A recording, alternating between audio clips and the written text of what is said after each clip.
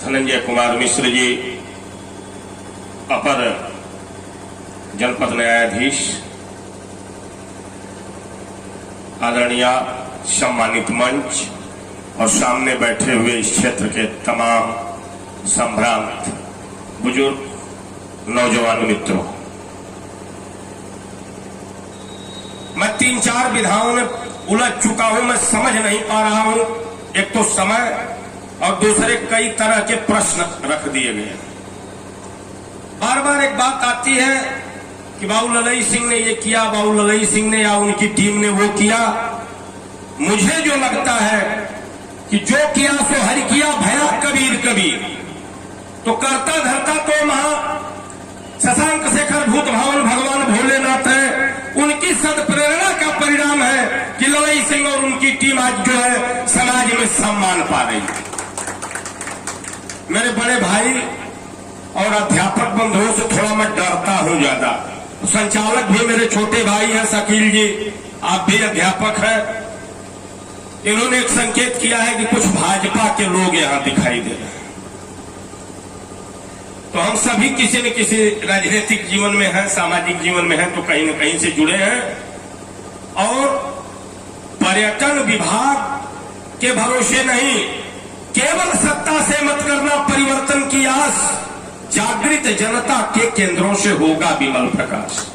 आप सबका स्नेह प्यार आशीर्वाद अगर इसी तरह मिलता रहेगा तो आदरणीय ललई सिंह जी के नेतृत्व में हम लोग इस स्थान को किसी सरकारी पर्यटन स्थल से बढ़िया बना के रखने का प्रयास करेंगे। सुरेश भैया, आपसे केवल और केवल मैं इतना ही कह पाऊंगा। मैं एक बिंदु पे चर्चा करते हुए अपनी बात समाप्त करूंगा। हम लोगों को यह पता था कि यह मंदिर 1712 ईस्वी का बना है,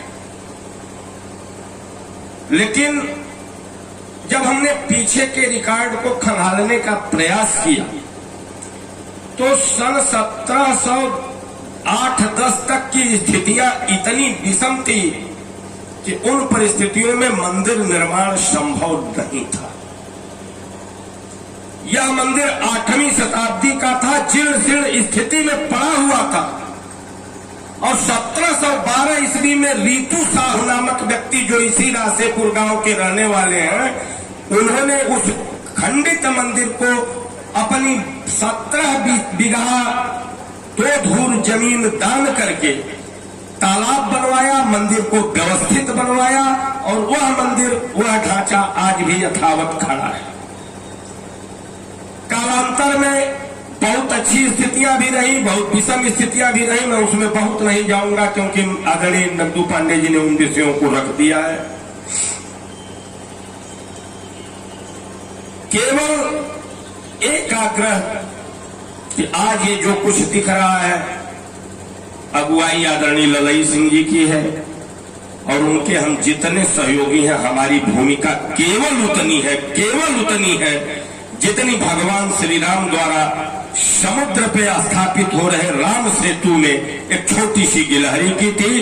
इससे अधिक हम लोगों की कोई बहुत भूमिका नहीं है। आए हुए सभी अतिथियों का, इस क्षेत्र के सम्मानित लोगों का स्वागत, वंदन, अभिनंदन, नमन करते हुए अपनी बात समाप्त करता हूं। जय हिंद, जय भारत।